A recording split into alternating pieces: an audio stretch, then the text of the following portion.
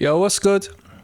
King of the Pit Media. We're going to talk some controversial music takes, all right? We're going to jump straight into it. So whether you agree or disagree, there's a reason why we're discussing these things. Feel free to discuss. The beauty of music being subjective is it's art, isn't it?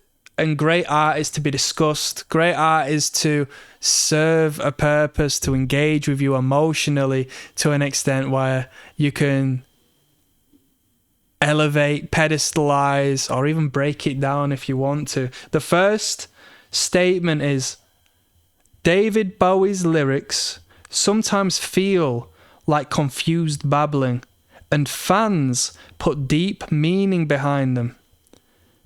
They are doing mental gymnastics. Great place to start. We can talk about songwriting.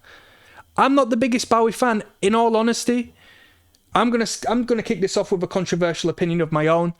I've not heard one good David Bowie tune. And one of my favourite writers is Noel Gallagher. And in an interview, he said he heard Heroes by David Bowie, and he was like, wow, that's phenomenal. I wish I could have wrote that one. What a great song. And I've not really picked up on that, such as to the same degree as Prince.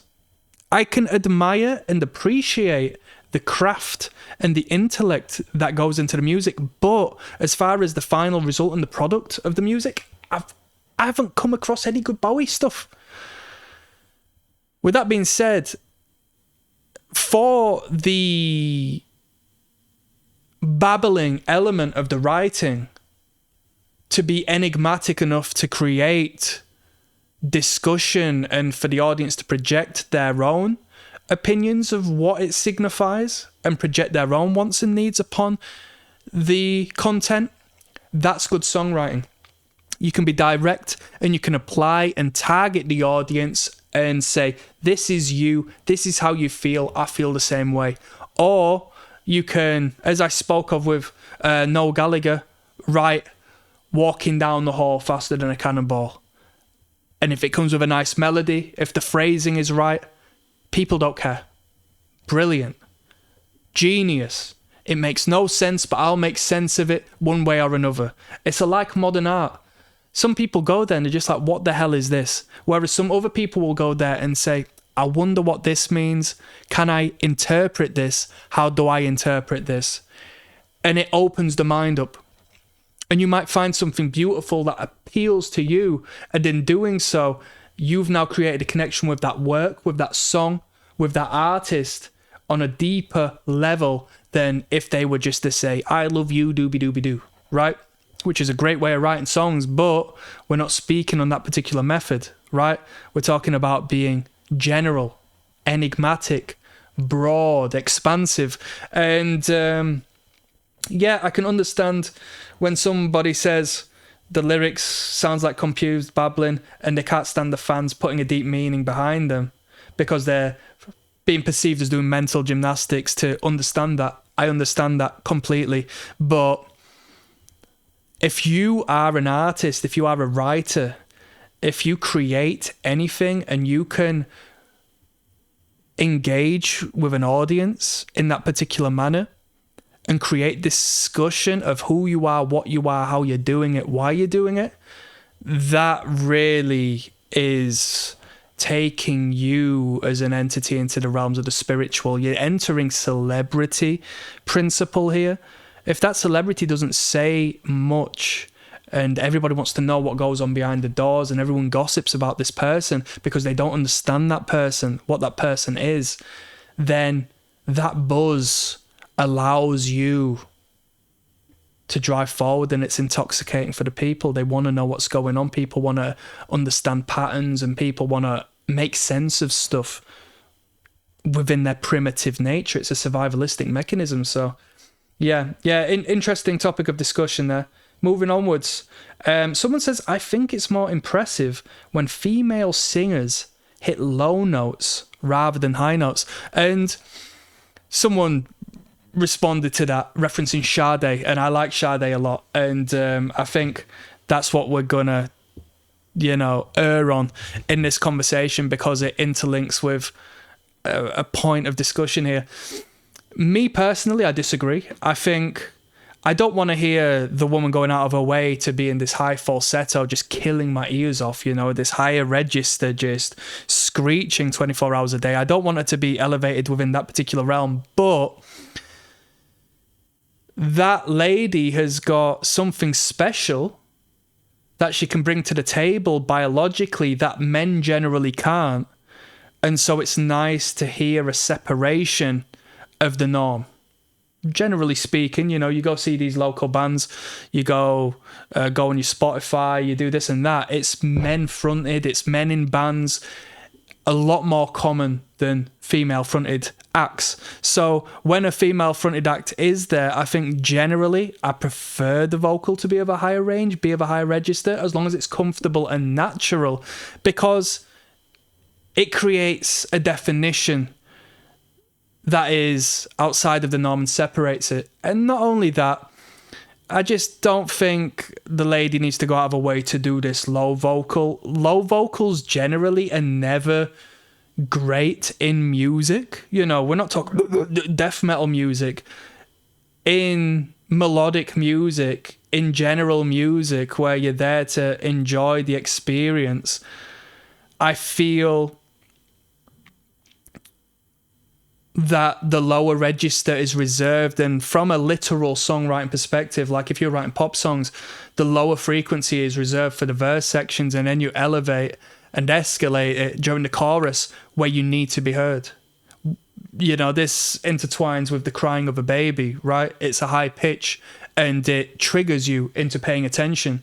So if you want to have your act be paid attention, it makes more sense literally for your female fronted act to operate in the space, which is not only comfortable, but separates you from the mass of just men huffing and gruffing their way forward.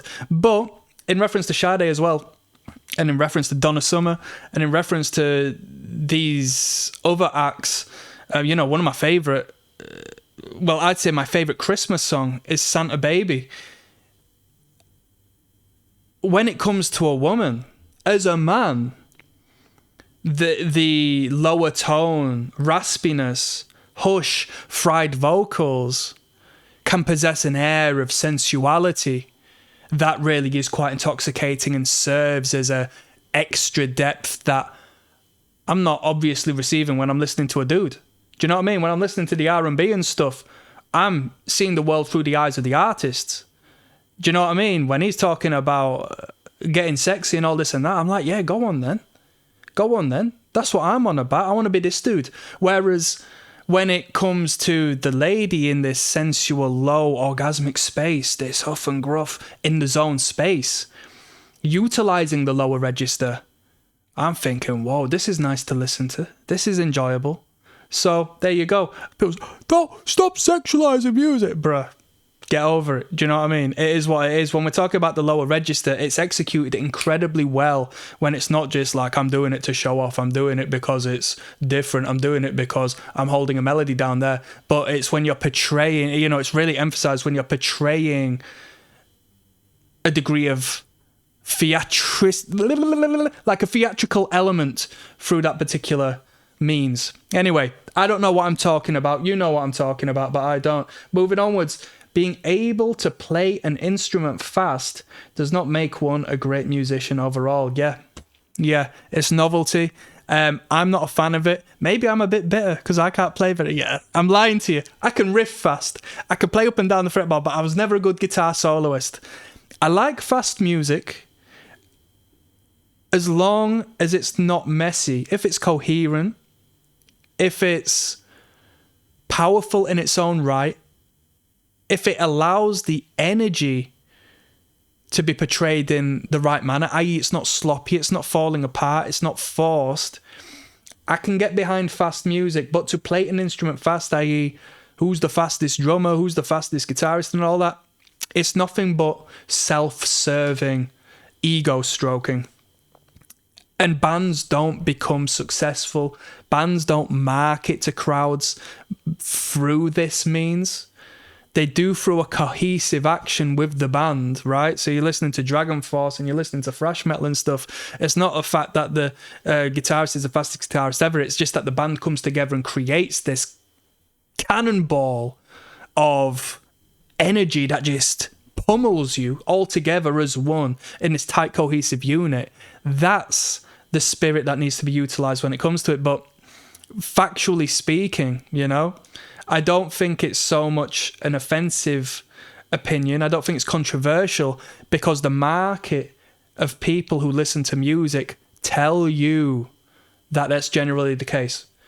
Go ask someone who their favorite virtuoso shred guitarist is, and then go ask someone if they know who Ed Sheeran is, and blah, blah, blah. And I know you've got the marketing of the industry behind you and so forth, and it's a rubbish point to make, but I'm just trying to use that as a very extreme means of saying there's a tight niche market whom are interested in fast, technical, virtuoso-based stuff, but the general masses... And yeah, I will talk about industrially. The general masses are not interested primarily because their foundation has been laid by an industry and a product that does not serve that necessity. These little babies are growing up with their parents' music, with their friends' music, with the radio, with the music channels and stuff. And it's not based upon appraising someone upon how fast they can play an instrument, how technical they can play an instrument. It's based upon the emotional connection the music makes, through lyrical content, through melody, through being able to understand the music. I know a chorus is coming up. I'm going to be able to sing along. You feel part of it, right? As opposed to I'm here just to watch this guy show off and wank off his guitar. It's boring. It's horrible. I completely agree. Completely agree. And the last controversial opinion is I like Wonderwall. Trust me, everybody likes Wonderwall. Is it overplayed? Yes. But if you go to an open mic night, if you go watch songwriters perform, you're going to see Wonderwall, duh. And do you know what else you're going to see? Love it or hate it, you're going to see the audience singing along. Facts. Wonderwall is overhated because it needs to be the darkness to the light of the love it receives. Everything comes in a polar opposite, and Wonderwall needs to have that dark side in order for the light side to flourish, right? The reason why it's controversial to say I like Wonderwall is because people are gonna perceive you as a normie for liking it, because your general normal society adores that song. It's a great song. I skipped that song. I've not listened. If I'm listening to Oasis, I'm skipping that. I'm skipping Don't Look Back in Anger. But I cannot deny that both of them numbers are phenomenal, fantastic. I don't overhate, but I've overplayed them numbers. That's what I got to say on that. That was my personal opinion. And there we go. I'll see you on the next video, people. Peace.